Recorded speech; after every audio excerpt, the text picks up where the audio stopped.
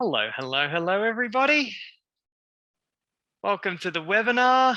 I've just opened my little chat box, and this is kind of the way we do it in our transformation support community. I can kind of see all of you guys. The way you talk is through the chat box. So feel free to talk to me today through the chat box. Say hello, let us know where you're coming from, where you're tuning in from.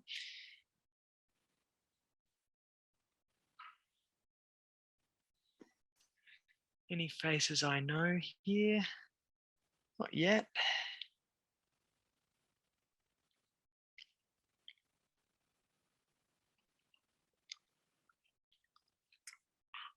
Guys, the only thing today is you don't need anything, no handouts, no pre-readings or anything. But if you're a note taker like I am, you might like to just get a pen and a pad to make some notes. We're going to do a couple of little exercises that might involve writing down. Welcome Renee from doing a toughing course half a year ago. Tapping's such a cool little technique, isn't it? Guys, I reckon let's get into it. We do have a fair bit to cover today. So what I'm going to do is I'm going to share my slides and take you through a little presentation, but I will keep my eye, guys, on the chat box. So I'm keen to hear your thoughts. And there's one area where I'm actually going to ask for your thoughts. And I won't say, if you put your name in the chat, if you put something in the chat box, I won't say your name. Okay. So you guys can see my screen now?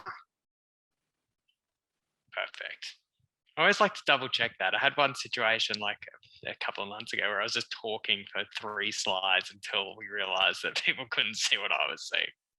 So the first thing that I wanted to say to you guys was welcome and thank you for your interest. I'm super duper aware that when it comes to your, taking care of your eating, your physical activity, your weight, your body image, there are like a million offerings available for you. And so I'm glad that you've shown a bit of interest in the psychological option, which is maybe not the first option for some people. And actually sometimes probably towards the later end of options for a lot of people. And I think it's extra brave that you're in here in a webinar about self-esteem and body image, because I think that a lot of us, we kind of know that our self-esteem and our body image are actually really important for our progress, but they can be, we're getting into like deeper psychological territory. So they can be challenging to address. So good on you for being brave and taking that first step to at least check it out. I thought I would just share a little bit about myself. I think that probably a lot of you guys kind of know who I am, but if not, I thought I should let you know who will be taking you through this program. So my name is Glenn Mackintosh, and I'm the creator of the Transformation Support Community. I did my research in psychological and social factors and how they affect people's weight journeys, and I have published some research in this space. But really, I think my real value to you is actually as a clinician, not as a researcher or a theorist, but as someone who has spent, I think we calculated it's over 20,000 hours now sitting one-on-one with people, and then for the last 8 years in online programs and just helping people when the rubber hits the road, applying what we know in the research, applying the theories to your real life. So I think that's probably my real value to you guys. I head up weight management psychology, which is an interdisciplinary clinic that supports people with weight concerns. We have 6 psychologists, 2 dietitians, a personal trainer, and a wonderful administrative support team. So that's been running for 15 years now.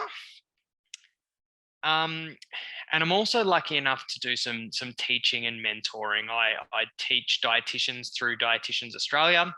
I teach psychologists through the Australian Psychological Society. and I teach personal trainers through Philex, which is the biggest fitness convention in the Southern Hemisphere. It's just the craziest thing you'll ever see in terms of conventions. But I get a lot out of that, and I also learn a lot from teaching those great health professionals. As you might already be able to tell, I'm pretty passionate about this stuff.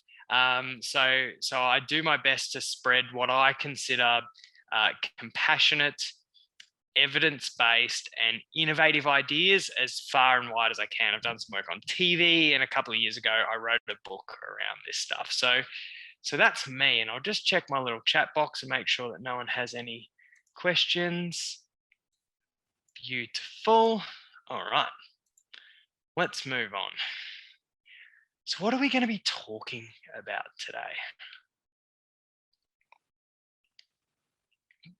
And I thought when I made this kombucha that I should just clarify with everyone that I'm not just sitting here drinking a beer while I'm talking to you.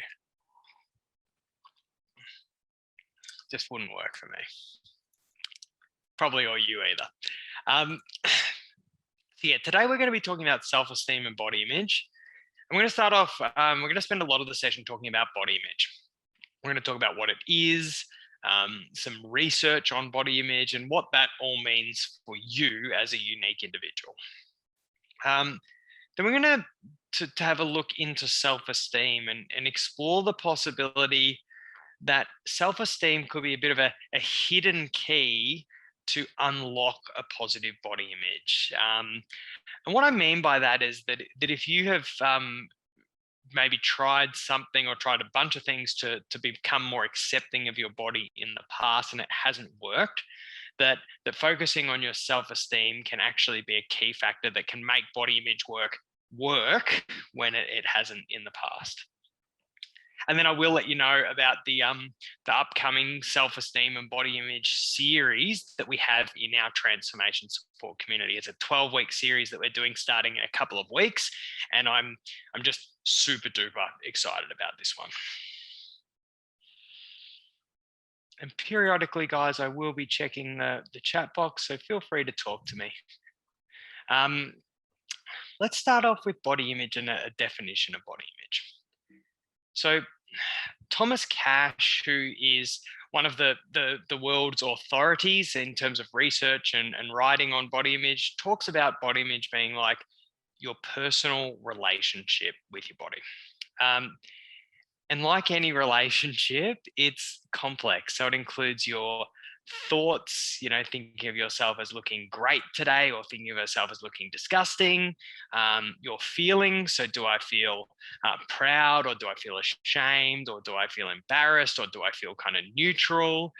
And also our actions, what we do around our body. Do I feel free to go to the beach, or do I kind of shy away from activities where people might see my body? Do I take a balanced approach to taking care of my body, or am I really pursuing fast weight loss type things? So it's related to our thoughts, our feelings, and our actions around our relationship with our body. And it does include, of course, our appearance, including a big part of that for a lot of people that we work with is weight and shape, but also your physical competence. Am I weak or am I strong? And your well-being. Am I healthy or am I unhealthy? We have one of our transformation support community members who, a lot of the members who are in our transformation support community are really keen for this upcoming series. And one of them sent me an Instagram message and said, Glenn, I feel like my body image is worse when I get sick or I'm not well. Does that make sense? And I said, yeah, absolutely, because it's not just about the way that you look. It's about what your body can do, what it can't do, and then whether you see it as healthy and well or otherwise. So that's what body image is. And here's where if you have a pen and a pad, or if not, you can just do this exercise in your head. Here's kind of what psychologists look for when we often talk about like positive body image or a negative body image. Here's some of the things that we actually look for. So when it comes to a negative body image, the most obvious thing we're looking at is dissatisfaction. So I don't like the way that I look. But we also very much look for body image preoccupation. So regardless of whether I like the way I look or not, how much time, how much energy, how much real estate in my brain is my body image taking up? On the positive body image side, the flip to dissatisfaction is satisfaction. We look for satisfaction in our bodies. We don't always have to be satisfied with every area of our body in order to have a positive body image, thank goodness. So we also talk about body image acceptance. So this idea of whether I'm sort of take a favorable attitude to my body or unfavorable, whether I like it or I don't, how accepting of that am I? Sort of the opposite of preoccupation. So guys, feel free to ask me any questions around this, but what I'd like you to do is actually do a quick little self-reflection. So just draw a little plus sign on your pen and your pad, or just have a look at this, this diagram here, and sort of start on that sort of, I think it's the x-axis, can't remember from school and uni, with dissatisfied. And if you're really dissatisfied, you might be up this end. If you're really satisfied, you might be up the other end. Just make a little note and then have a think about, well, how accepting of my body, whether I like it or not, how accepting and relaxed about my body am I, or how preoccupied and obsessed? And just make a little note.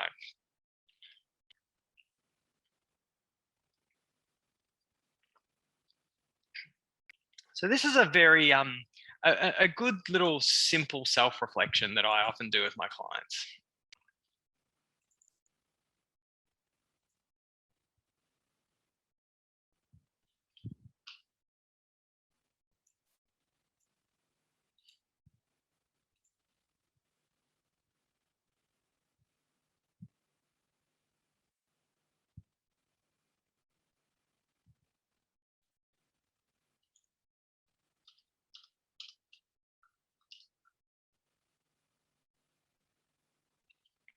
So someone said obsessed, preoccupied is a wrong word. They don't like it. Yeah, so it's like, think about, well, what, the word is maybe not so important, but it's like how, whether you think about it as obsessed or whether you think about it as preoccupied, or how much, I often just talk about how much brain space is this taking up? Is it taking up too much brain space? And that's what we're looking to really, really look at is, okay, on this scale, whatever words we use, how unhappy or happy, or how much time, energy, and mental space versus how kind of accepting and okay am I with my looks, whether I like them or not so much. And obviously what we're trying to do in cultivating a more positive body image is just to be moving to the right and to be moving up. And we want to do that in any way that makes sense and in a practical way. This is not necessarily about you kind of jumping out of bed and going, I'm the best thing in the world. That's not necessarily what we need to achieve. If we can actually move from,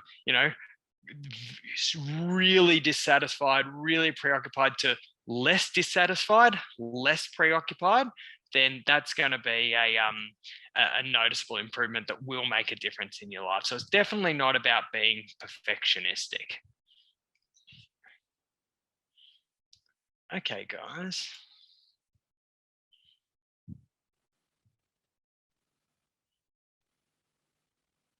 Oh, else, someone has suggested something really interesting, that sometimes I think I have to be preoccupied with it after weight loss surgery. So I'm going to answer that question, I think, hopefully in a minute. So hopefully, and if I haven't, please circle back to me, because that's a really important thing. Some people think, you might think, I have to be unhappy with my body. I have to be obsessed with my body in order to stay motivated. And we're going to explore whether that is necessarily true. So we won't labor on this, but if you were finding that your body image was towards the negative or could do with some improvement, let's have a quick look as to why that is. And we'll start off looking at the personal factors, so things that might be to do with you or your experiences. So obviously, if you've had any of these adverse life events, like if you were teased, like this child is being teased in this image, if you were discriminated against in any way, like this girl is sort of being maybe more subtly ostracized, which actually tends to happen more to girls. Boys tend to be more outright bullied in that sense, although of course these are not absolutes.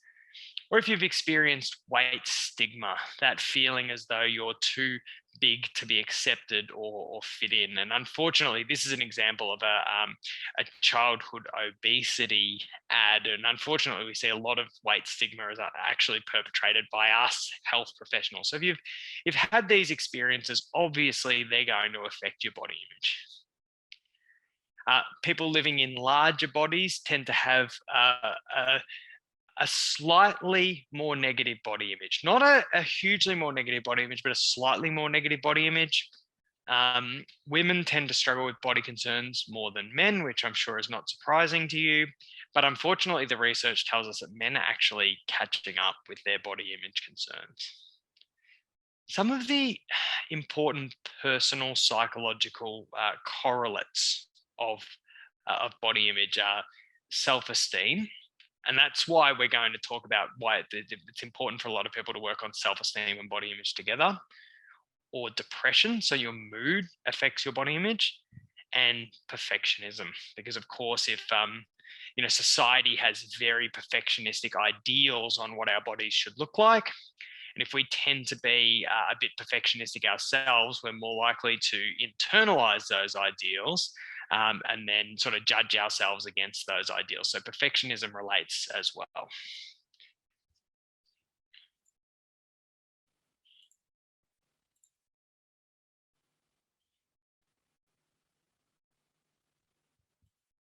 So let's have a little look at some of the sort of the social and cultural factors that affect our body image, because as I'm going to sort of talk to you about in a minute, the body image issues are so pervasive, and we really do find that the biggest finger that we can point is culture. We live in a culture that is not very fat friendly. This is an example of an ad by People for the Ethical Treatment of Animals, and it says, "Save the whales, lose the blubber, go vegetarian." So this cartoon of a woman is being dehumanized because of her size and shape. This is an extreme example, but we will see subtler examples of this throughout society all the time, of course. On the other end, we have this, not only the stigmatization of fatness, but this extreme idealization of thinness. This thin ideal tends to be of an uber thin person, and a body that is very, very difficult for most people to ever attain or maintain without an eating disorder. And also very, very difficult for most women to maintain beyond puberty. The body shape with the skinny waist, the narrow hips, skinny legs, skinny arms actually resembles more the body of a prepubescent girl. So this is one of the reasons why we actually see body image concerns starting to blossom in people of adolescence when their body shape changes naturally.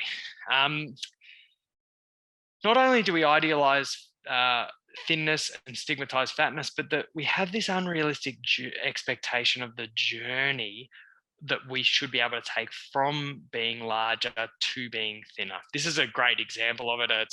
Some dodgy weight loss company has decided to kind of save themselves some time and put their before and after shot in both of them in the one day.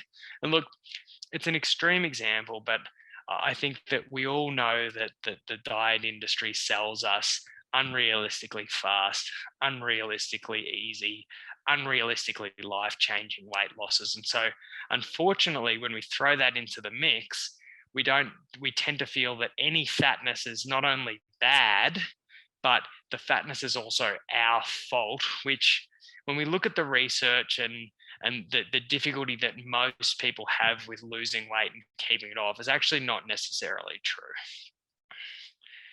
So we put this together, and what are the effects of these personal experiences that people are going through in the context of this broader society that I don't think it's too far to say is giving us body image issues. Well, in my book, I suggest that we're going through a body image epidemic. So you've obviously heard of the obesity epidemic. And I think if we have an obesity epidemic, we absolutely also have a body image epidemic. Now, if we look at it clinically, so if we look at body dysmorphic disorder, this where we have a completely unrealistic view of ourselves and it's a crippling disorder, that's not super common. It's 1 to maybe up to 2% of women. But what is much more of a worry is these subclinical body image concerns or non-clinical concerns that I call insanity. Now, if we look at I'll start with the adolescents, actually. In adolescence, we see that 75% of high school girls want to be thinner. And now that number is unfortunately increasing. But I've highlighted the children in red because only since really kind of the turn of the century have we started to see body image issues in like significant body image issues in primary school children. So we know that the pervasiveness of body image concerns is getting more. They're starting earlier and they tend to be more severe. So by the time we get to adulthood, we see that about 80%, so 4 out of 5 middle-aged women are unhappy with their weight and the way they look. Now, if we then just measure women who are in the normal weight category, so the normal BMI category, which we know has heaps of flaws, but if we just take that as a sort of a little sub-demographic, we still see that over half of those women are not happy with their weight and their shape. So this tells us that having a good relationship with your body, it is more than just having a sort of an ideal or a normal kind of a body. So researchers in this space talk about psychologists love, strange and big words, but a normative discontent with our weight and shape and our body image. So which means if you think about yourself, you ask most of your friends and family, most of those people are not going to be satisfied in the way they look, which I think is a real shame because, of course, all of us, we exist in a body.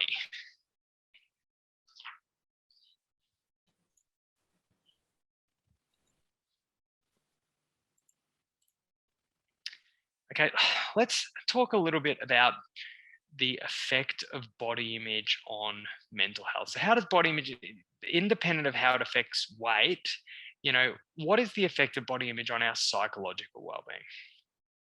First thing is it is actually associated with significant psychological distress. And in that Darby study, they are talking about depression and anxiety. We do know that if you have body image concerns or negative body image, you're more likely to experience depression and low self-esteem. And what we know is that body image concerns significantly reduce the quality of everyday life. For this Cash and Fleming study shows about 20% of women say every day is significantly negatively affected by my body image. I may be biased because I'm talking with people who have body image concerns all the time, but for me, I think that number is actually a lot higher. We also find that body image concerns are they're a key feature of eating disorders, including anorexia, bulimia, and binge eating disorder. In fact, you rarely see eating disorders without body image concerns. So regardless of any other impact, just the psychological impact alone on your mental well-being is absolutely, it's huge. So this is a question that a lot of my clients have, and they say, a lot of my clients obviously are not really happy within their bodies when they come to see me, and that a lot of them have this question. It's like, look, if I'm so dissatisfied with my body, why don't I then change that body? It's like, isn't that enough to motivate me?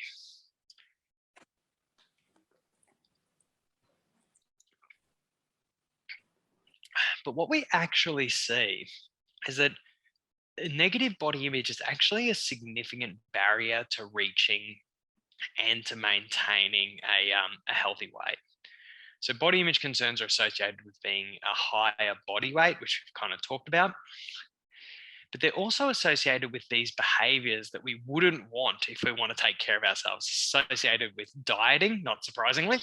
And what dieting does is it tends to lead us to either an unhealthily low weight or an unhealthily high weight. We kind of diet ourselves into weight loss and regain and do that again over the period of our lives. So it's associated with dieting. It's also associated with overeating. So when you might think about yourself when you've had kind of bad body image days, you're actually more likely to eat more rather than less. And again, I suppose not surprisingly, body image concerns are associated with avoiding exercise. If you're not comfortable in the skin you're in, you might be worried about how other people are going to perceive you, and you're less likely to exercise, especially out in public. As a result, if you have body image concerns, you tend to, if you do a weight loss program, you lose less weight. You're actually then more likely to regain it. If you get to the end of a weight loss program and you're not happy with your body, you're more likely to sort of give up and abandon your efforts and regain weight. And people who have body image concerns are more likely to do the yo-yoing over time rather than maintain a sort of a more stable body weight. So body image concerns, the way I kind of say it is that they cause more problems than they cure, or they're one way I say it with my clients is that you can't hate yourself healthy. If being really hard on your body helped you with your weight management, then there'll be a lot of people who are sort of managing to maintain a body weight that they were more happy with. So this kind of gets to the question that that one of our guys asked is, okay, well, if I'm not dissatisfied with myself, I'm not preoccupied with my my looks, it's like, how am I going to stay on track? How am I going to stay motivated? And here's where I'm going to need your guys' input in the chat box, because I suggest this this kind of radical idea that we can learn to love our bodies healthy. Now, I think sometimes when people hear the words "love your body," we've all heard that we should love our bodies. It can seem a bit abstract, a bit esoteric, or it can seem just unbelievable. Like I could never do that. But what I'm going to try and do is through a little exercise is put love in a more practical sense for you that might be workable, and you might even be able to start to work towards loving your body a little bit more in a way that's right for you. So we're going to look at this question of what is love? Who remembers this song? What is love? Baby, don't hurt me. All right, let's get that out of our head. Okay, now that I've got your attention, God, I'm singing. We're all in trouble now. What I want us to do is I want us to, just for a second, imagine, this is a pretty random imagining, but imagine, and I'm going to please share your thoughts in the chat box. Imagine that I am an alien from outer space, and I've come here to study your primitive planet, and I'm interested in this phenomenon that you human beings call love. And I kind of ask you, hey, I want you to tell me about love. What is love made up of? What are the elements of love? If I love someone, or if I love something, how do I treat them? How do I relate to them? What would your answers be? How would you help me understand what love is?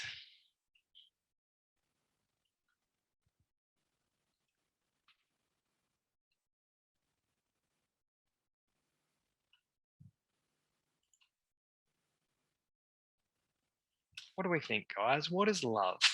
No wrong answers. Someone said it brings joy. Someone said it is a process. Someone said gentle, caring, compassionate, nurturing, vulnerable. Okay. You pay attention to someone you love.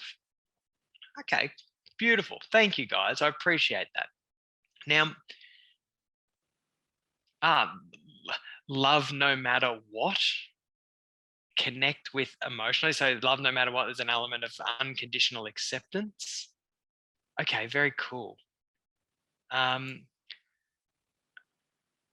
What I want you to do now, and maybe for homework, and anyone who's watching this later in their own time, I want you to imagine what would happen if you started treating your body by your own definition of love.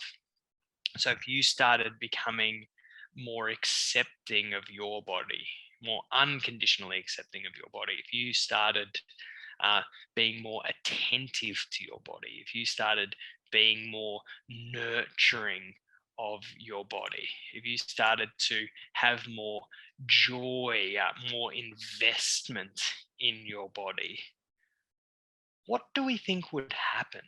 This is what I want you to ask yourself. If I was to love my body by my own definition of love, what do I think would happen?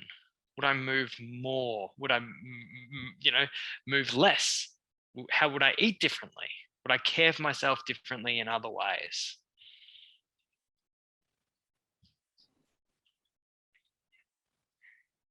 And what I think we often find, I've asked thousands of people this question, is that someone said I would listen to my body cues if I was tired or if I was in pain or if I was hungry.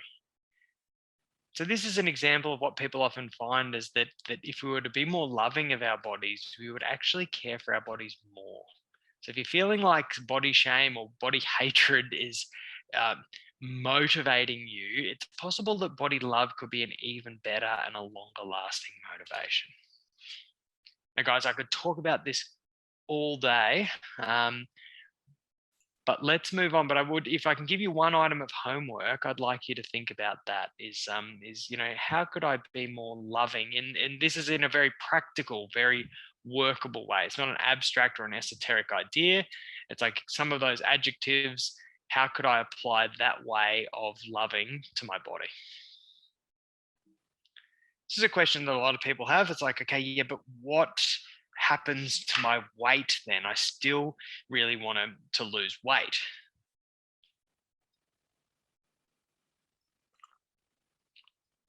Let me show you a little model that I created that I call the body love model. And it kind of helps tie in body image for weight concerns because most of my work, I do a lot of work in body image, and most of the people I'm working with have weight concerns. That's the number one concern.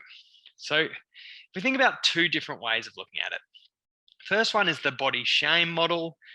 I sometimes call this model the body hate model, or sometimes I call it just the weight loss model.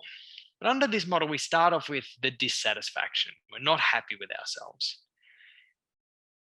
And in that sense, if we're not happy with ourselves, our eating, our physical activity, our other ways of caring for ourselves, they're things we do in order to lose weight.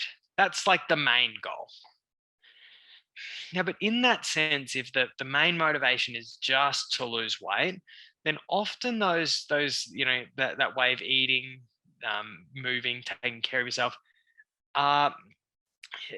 you see them either consciously or less consciously as a bit of a punishment. Or a bit of a chore that you have to do because you're not right, you're not good enough, you're flawed in some way, and you got to fix yourself, which doesn't tend to be a very motivating way of thinking about your habits for a lot of people. But we are told that then if we do lose weight, we are going to be happy. But we do have to wait a long time in order to get that pot of gold at the end of the rainbow. And we do know from the kind of the research that we covered before that losing weight may help with body image, but it doesn't actually necessarily guarantee you're going to feel happy in your body. So that's the weight loss model that I think most people just naturally follow. In the body love model, we start to see eating, physical activity, and other ways of caring for yourself as things you do to feel good now. So noticing when you eat more nutritiously, you're going to have more energy, probably your mood might be a little bit better. When you exercise, you get a bit of an endorphin and an adrenaline boost. When you care for yourself in other ways, you feel better straight away. So the feeling better is kind of immediate. And then what that means is that you get immediate rewards, which strengthen your behavior. And in that sense, your eating, your physical activity, and your self care become things you do to nurture or care for yourself, which makes them much more likely to turn into habits in the long term. And then what happens with your weight as a result of that? Well, often then any weight loss you experience is sort of like a byproduct or a bit of a cherry on top. But we do obviously acknowledge that the body love model is not a pure, like a health at every size model. We do acknowledge that healthy eating, healthy physical activity, and healthy self care, so having a good relationship with eating and physical activity and caring for yourself is going to help you maintain a healthy, natural weight for you over time. But we just don't legislate that weight must be X BMI or that weight must be in some type of kilo. It's like we just rely on the body's wisdom over time to come up with what its ideal weight is. So that's the body love model.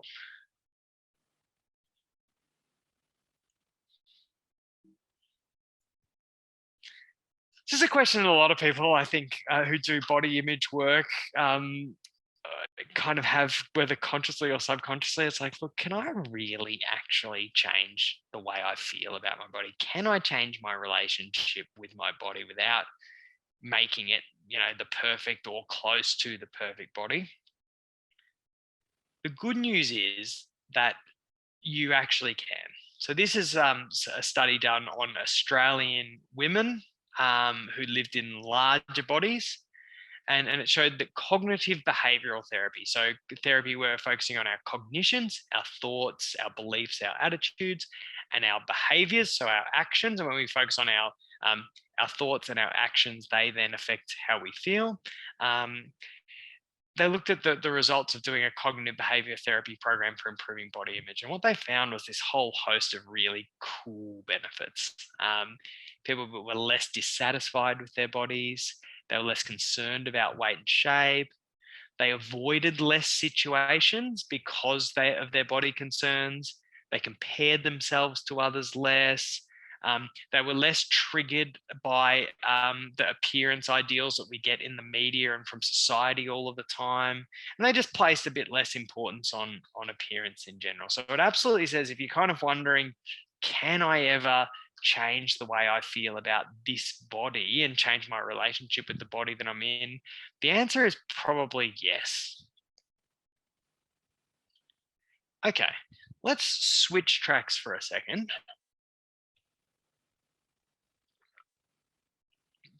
And let's move to focusing on self-esteem. So what's self-esteem?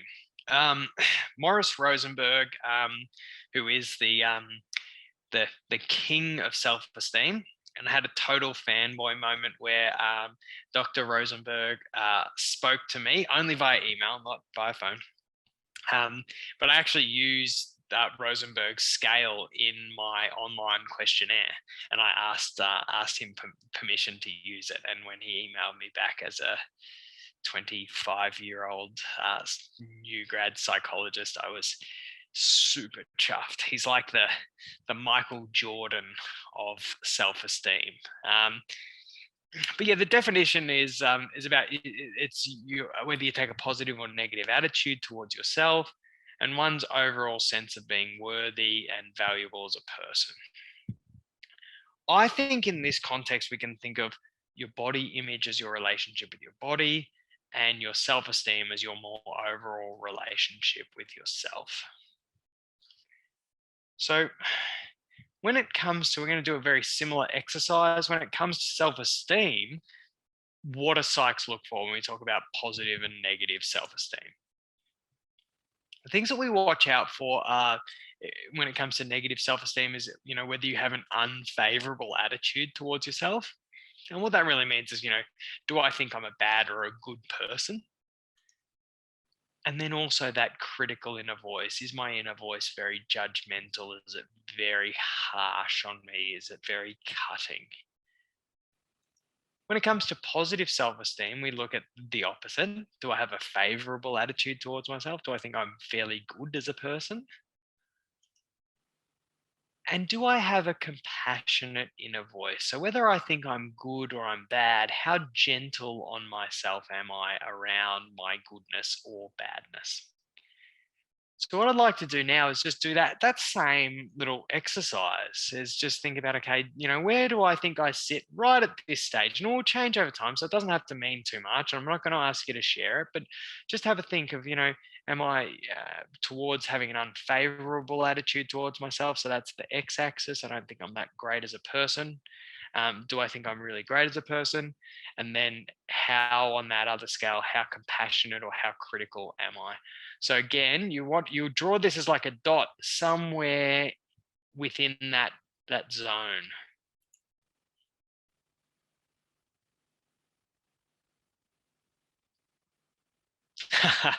And someone here, I won't mention names, said I had a total fangirl moment when you replied to my Instagram comment the other day.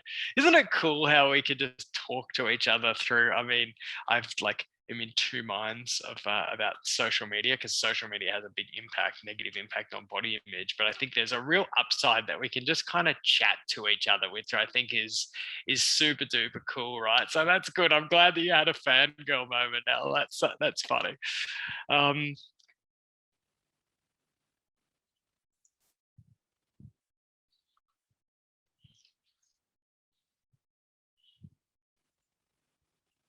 we ready to move on, guys? Yeah. Okay. So we've done a little bit of a little quick self-assessment. These are some tiny little quick self-assessments that I do with my clients. And if you're watching this in your own time, if we sent you this session later, just check in with yourself and just do a little self-reflection. Because I want this session to obviously bring some new information to light that could help you, but also start your process of your own reflection so you can start to see where you sit and what you might like to do about it. So, why do we work on self-esteem if we're interested in becoming more accepting of our bodies? The reason is that self-esteem is intimately intertwined with body image. These things are so closely connected. And I talked about this in a recent blog I wrote. I want to introduce you to this term as psychologists use it, if you don't know it, which is correlation. So correlation is a measure of the association between two things. And what we would typically say for psychological factors, it's measured on a scale of 0 to 1. 0 being not related at all, and 1 being completely related, perfectly related. So we would typically say that a correlation of 0.1 to 0.2 is a weak association. 0.3 to 0.4 becomes a sort of a moderate association, and anything above 4 is a strong association. So if we look at the correlation between self-esteem and body image, it's 0.63. So a really, really strong correlation. That 0.63, that number, if we look at it statistically, is actually a percentage of the overlap between those two things. So what it means is that 63% of your body image can be explained by your self-esteem and vice versa. So that makes self-esteem a pretty big factor to ignore if we're looking at becoming more accepting of our bodies and cultivating more positive body image. Of course, the relationship between self-esteem and body image is complex. For some people, their body image concerns greatly affect their self-esteem. So, for a lot of us, because society places so much emphasis on looks, our body image can get kind of too big for its boots and start to become the dominant force in shaping our self-esteem. For some people, their body image concerns are actually really a symptom of self-esteem, of a low self-esteem, a more general feeling of not okay or not good enough that pervades all areas of life, and body image is just kind of one of those areas. And for both people, I think that the relationship probably goes both ways, with both of them affecting each other in this sort of complex relationship between how we feel about our bodies and how we feel about ourselves.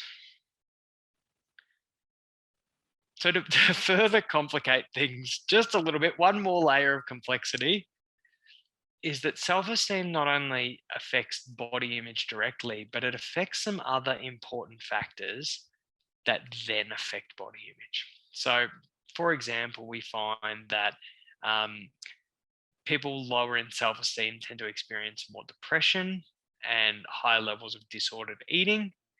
And we know, of course, that depression and disordered eating then will affect your body image. So body image also not only directly, so self-esteem not only directly affects body image, but it also indirectly affects body image, which is just another reason why it's important to explore the role that self-esteem might be playing in any body image concerns that you have. And look, self-esteem is just good to work on for other reasons. Self-esteem is really closely linked with happiness, and also work performance in a few different ways. Sticking at exercises, so people higher in self-esteem tend to stick with things when there is a benefit at sticking with them. They tend to actually stop doing things when there's not a benefit to doing them. They tend to speak up a bit more in groups, which is not surprising. And you could possibly think of other reasons for you as a unique individual why improving your self-esteem may help in your life. It's just for a lot of people, it's a good thing to work on anyway. So sort of putting this all together, a question you might be asking is like, okay, well, would it be helpful for me to work on my self-esteem or my body image, or do I need to work on both? I'll give you the therapy answer. The therapy answer is just to ask yourself. So often the answers are within, and often in therapy, I'll just say to my clients, I'm like, do you think this is more of a body image thing, like how you feel about your body? Or do you think it's more of a self-esteem thing? Like, how do you feel about yourself as a person? Or do you think it's kind of both? And so often when we ask that question, the person knows. So that's the first thing. If you're a bit of a research geek like me, I really like to use actual data in my sessions to measure these sometimes vague factors, to measure them specifically. And then that sets a great benchmark that we can measure your progress from. So if anyone is interested in that, Mr. Nick, who is supporting us, will put up the link to the psychological profile for weight management. It's a mindset questionnaire that measures a whole range of things, pretty much everything our clients are interested in. Or if you're watching this in your own time, just go to the Weight Management Psychology website, click on Mindset Quiz. You get a free report, and the things to look at for self-esteem, we just measure, it's literally the title of it is Self-Esteem Rosenberg Scale. And for body image, just look at the body image, just look at the body satisfaction scale. And if your self-esteem Rosenberg scale or your body satisfaction scale are kind of below the norms, that would suggest that you could benefit from working on them. You will find a range of other body image measures in the questionnaire, and that's because body image is something that's really interesting. Like, a lot of our people are interested in it, and it's a complex thing. So we like to measure it in a variety of ways, but they're the ones I would look at if you're just asking yourself that question: would I benefit from working on my self-esteem or body image? And Mr. Nick has put up the link to that, so please check that out. I'll make a note. Guys, just one tiny, I just wanted to share with you a nice little body image story to kind of bring this into real life focus. This is from a client who worked with me with an older version of this process ages ago, and just actually completed her psychological profile, like questionnaire. And she said, well, I've completed the questionnaire as honestly as I can, and it seems in a short while I've come a remarkably long way. I think it's amazing that my headspace can change so dramatically in such a relatively short while. So, thank you, thank you, thank you for helping me get there. It feels great. I feel comfortable, less anxious, and less obsessed about my weight. Feeling comfortable with who I am and what I look like and my weight is really empowering for me. I'm okay as I am. Now I have more headspace for enjoying life in every way, and I intend to do just that. I'm more than happy for you to use my email if it helps anyone trying to overcome the struggle they impose on themselves by being consumed with body image. It's liberating when you really do come to terms with how you are and believe deep in your heart that you really are okay and worthy of all the good things you think skinnier slash physically perfect people deserve. As I write those words, I realize how ridiculous and irrational that sounds. However, being a person who has always struggled with weight and body image, that is what I believe. It's really empowering to accept myself and my body as I am and feel as lovable and as worthy as the next person. Your weight doesn't determine your worth. Never has, never will. I could go on about how it's benefited me, and I always am a work in progress because we're human. But if we have the right tools, we can pull ourselves up from distorted, irrational thinking patterns more quickly each time. And they will rear their ugly head every now and again, but that's reality. When I came to see you, I was ready to do all I could to stop the fight. I was hoping that somehow you'd be able to help, and we did it. So there's a nice little personal story from a real person I've worked with, just to show you that this work absolutely is doable. So let me let you know about the upcoming series that we're doing in our transformation support community. If you want to take any steps further, I just want to let you know about this super duper cool program that we've got coming up. So we start off with an introduction webinar where we kind of set the stage, and we're actually going to cover a few of these slides, but in a bit more detail. And then we do a whole 5 weeks on self-esteem. So we start off with the self-esteem. We're going to look at your self-esteem story and how you develop that critical voice inside and what that sounds like for you, because awareness is the first step. Then pretty quickly, we start to look at rewriting your self-esteem story. We talked about love before, and love being partly about acceptance. And so we're going to develop a less judgmental, more accepting inner voice about ourselves as people. Now, the second part of that is we're actually not going to look at just accepting ourselves. We're going to look at any areas where you'd like to develop yourself, because we don't want to develop an unhealthily inflated self-esteem.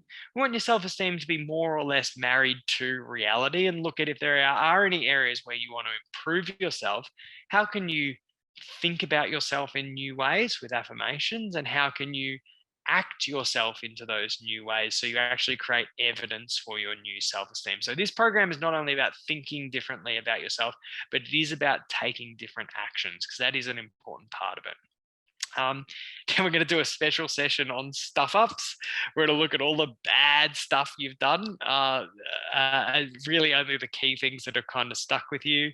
And we're going to see if we can look at them in a different way that might help you take it a bit easier on yourself and let some of those things go. Because of course we have all done those things that we regret and we're not proud of. But maybe the shame we're experiencing around some of those things, we could give it a bit of a due date or an expiry date, because maybe we've given ourselves a hard enough time already. And then we're going to do a special session on strengths. I think that a lot of us are not great at acknowledging the good things that we do, the great things that we've achieved. So we're going to look at how we can take that in a little bit more. So that's the work we're going to do on self-esteem. So you can see it's very simple, and each of the webinars actually self-contained. So if you do miss one, they'll all be independently valuable. They're all recorded for you so you can go back through them. But if you miss one, you can just jump back in the next week and it all works out fine. We kind of create the series that way. Then we're going to do 5 weeks on body image. So the self-esteem work will really prepare you for more successful work on body image.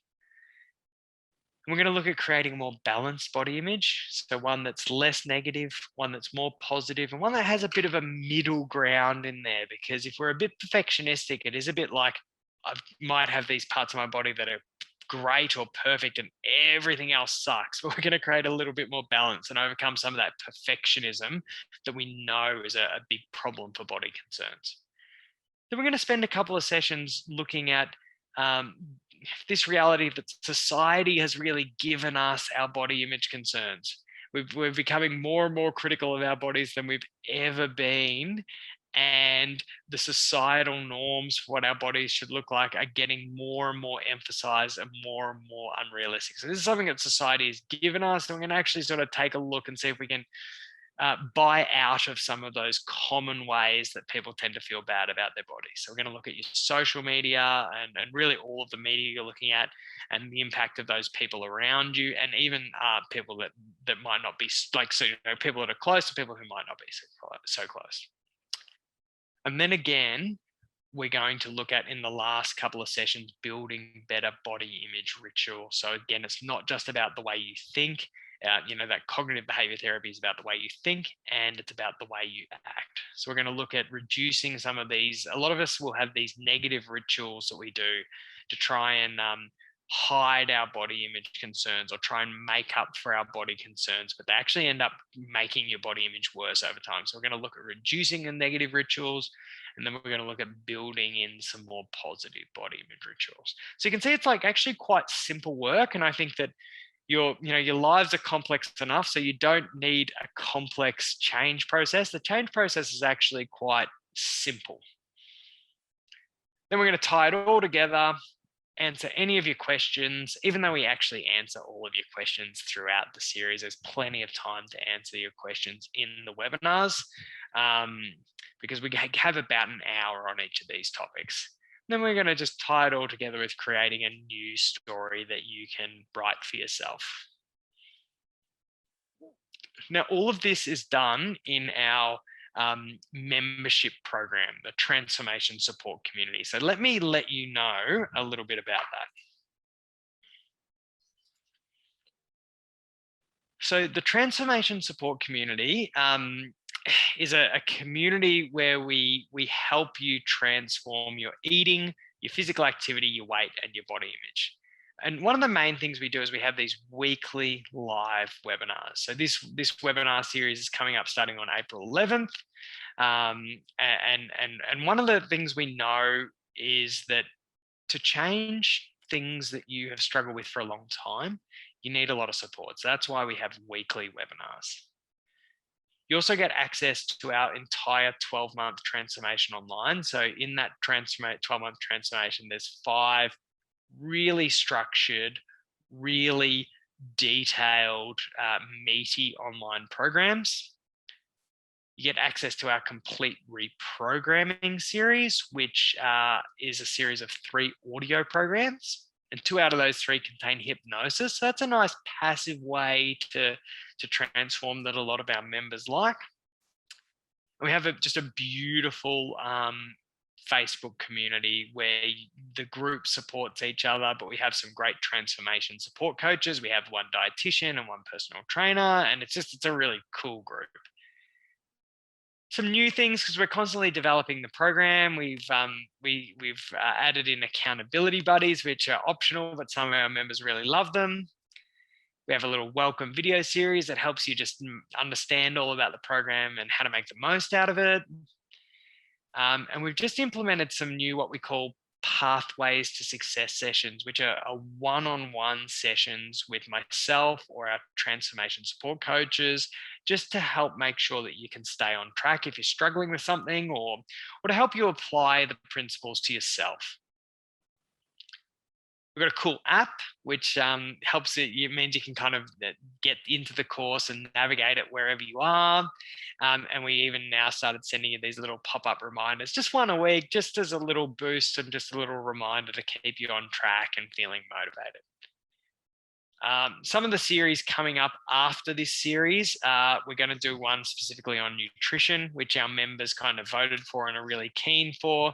And then we're going to do one on physical activity, and that's really important when you're talking about your self-esteem and body image too, because taking care of yourself is, of course, an important part of self-esteem and body image. So let me really quickly show you around the transformation support community.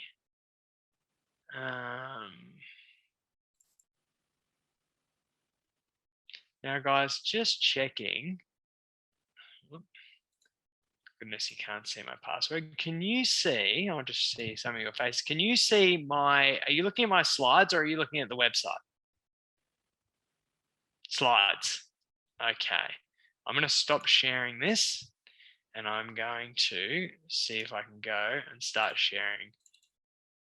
Now, can you see the website? Perfect. So if you join the TSC, I thought I'd just quickly show you around.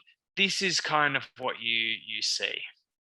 You've got your little welcome video of me, and then you have down here all of your webinars, your online programs, and your audio programs. So if we go in here,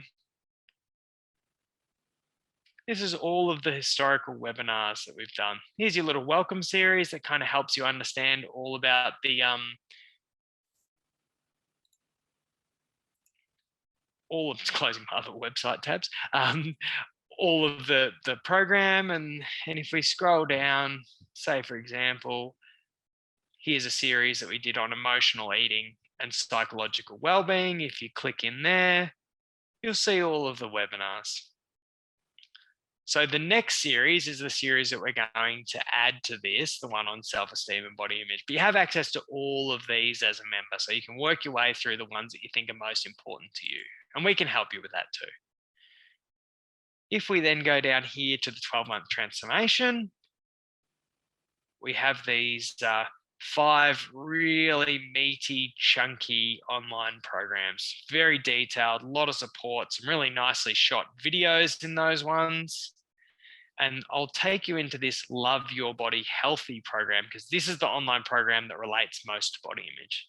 So you can see here, there's a lot. And we will refer in this series to certain videos or certain modules, or we'll say, hey, if you want to do a bit of pre-reading, or if you want to delve further into a technique that we did, we will refer to this online program, because it really dovetails with the body image work we're doing in the upcoming series. Final thing is, if we look at the complete reprogramming series, this is our audio programs. We've got relaxation and affirmation, the walking companion. They're the 2 that have hypnosis in them. And then we'll be recommending our members do this weight off your mind audio program, where we're talking about body image in session 1, session 2 is on self-esteem, and session 3 is on mental health and happiness. So that's just, I thought I'd just show you a little bit about what it kind of looks like when you join the program. And I'll stop sharing now, and I'll go back to my slides. And guys, I'm conscious of the time. I might take you for like another few minutes yet, if you can stay with me. And this will give you a great example of what it's like in the transformation support community, because our webinars in the TSC go for an hour, but that really means they go for 57 minutes to an hour and 10, sometimes a tiny bit longer, but that's kind of let's be real, that's kind of the way it works. So let me, okay, cool. So these are just a couple of people who have done really, really well with the program. And look, I'm going to direct you to, and Mr. Nick will put up actually the like the sales page to the program. So if you're interested, and you can check out these transformation stories, these and a bunch of others. You can check them out on the page where we kind of let you know about the program. Okay, cool. So let me let you know about the details of this series that we got coming up. So what I do is I don't limit the size of the TSC. I think that I can envisage it supporting like thousands of people into the future, but I always limit the growth of it because I want us to be really well set up to support the members as we grow. And my commitment to the members is that as we get bigger with more support options and more variety, we're going to get better. So this series, we're taking 80 new people. And you guys are probably here, most of you, from my newsletter where I invited you. From the newsletter, 12 people have already signed up. And I think this is going to be a pretty popular one. So we've got 68 spots left. The way you secure your spot is you just register. So Mr. Nick will put up the link to the program. Oh, he's already done it, legend. And so if you're interested, the way to secure your spot is you just sign up. It's good timing to sign up because it often takes a little bit of time just to get familiar with the program, watch your welcome videos, listen to your welcome, read your welcome emails, and so this is a good time to get familiar with the program if you sign up soon and start on April 11th. You actually we have like a 7-day free trial, so the time up until then you sort of don't pay for anyway.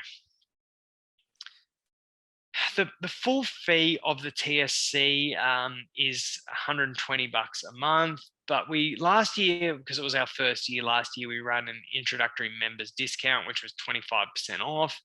And because of all the stuff that's going on in the world, particularly in Australia, all of the floods, we know there's a lot of hardship there. So we've extended that 25% off until the start date of this series as well. And if you sign up for then, you get that for forever. So that's pretty cool.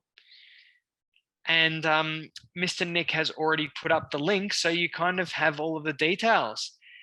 Guys, we would love you to kind of experience some of the benefits of that person of the story that I read out, some of the benefits that our wonderful members are already getting. So please, if you have any questions, feel free to ask them, and we would absolutely love to support you. I'm super duper excited about this series. I'm just putting the finishing touches on it, and I think it's going to be really, really special.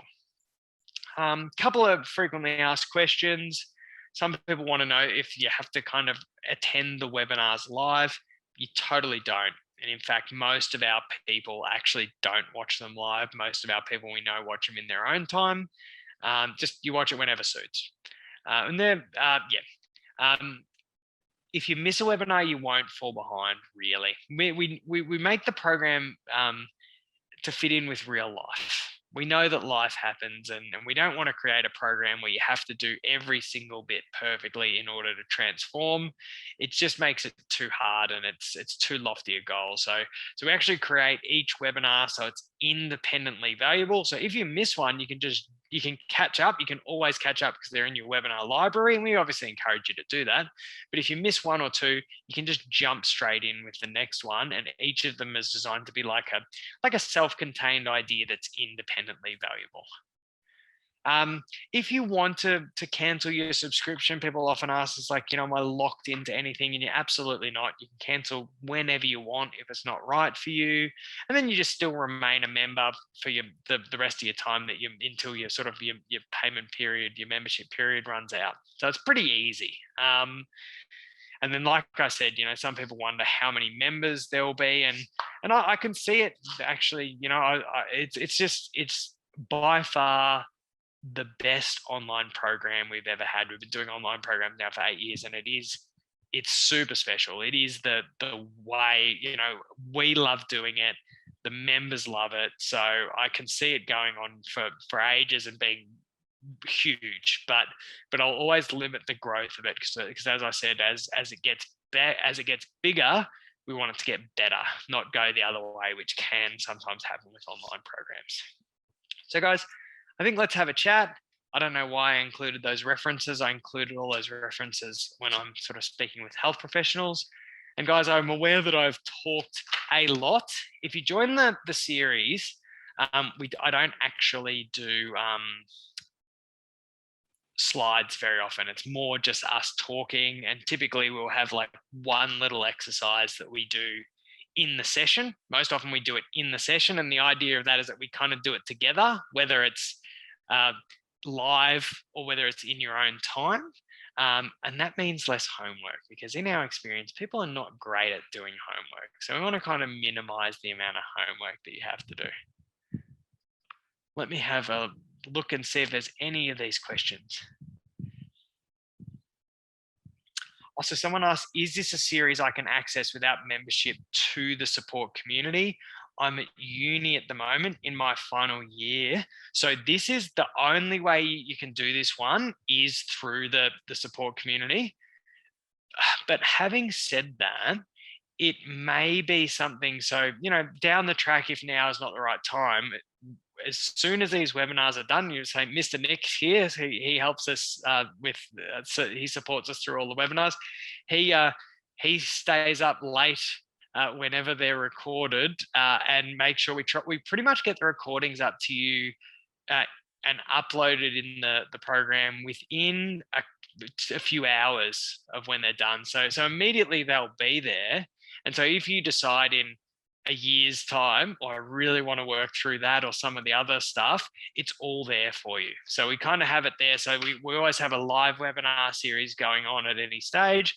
We know a lot of our people are going on their own journeys of independent learning through, because it's when you sign up to the membership community, all the webinars are there, all the online programs are there, all of the audio programs are there, and we're there to help support you to make sense of the program in a way that is right for you. One of our key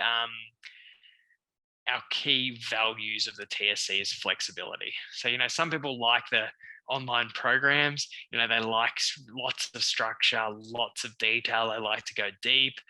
The webinars are very practical. It's rubber hits the road. It's how do we do this? We go light on research, light on theory, and just work on making the change. The audio programs are very passive. They're very easy to listen to. So we try and support you to transform in a way that is right for you. Guys, I've been talking a lot. Thank you so much for your time, and we would love to support you in this program. I'll just check and see if there's any more questions, and there isn't. So guys, you take good care, and I hope you can just at least reflect on that idea of how, not in an airy-fairy or an esoteric way, in a practical way, how you can love your body more.